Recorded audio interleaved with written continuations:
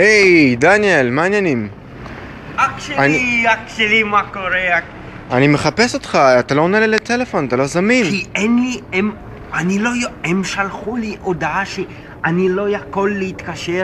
רגע, אתה מפיק, מחר יש צילומים של ז'ורקים, מה קורה עם זה? נכון, אני לא יודע.